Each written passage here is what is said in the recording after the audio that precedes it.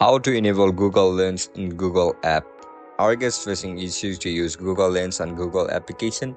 If that's so, then this video might help you out. Without further ado, let's get started. First of all, open Google app on your mobile device. Once you open the Google app, now look right beside the search bar icon where you can see this option for image or camera icon. Tap on it. After you click on it, you just enable the Google Lens app on Google application.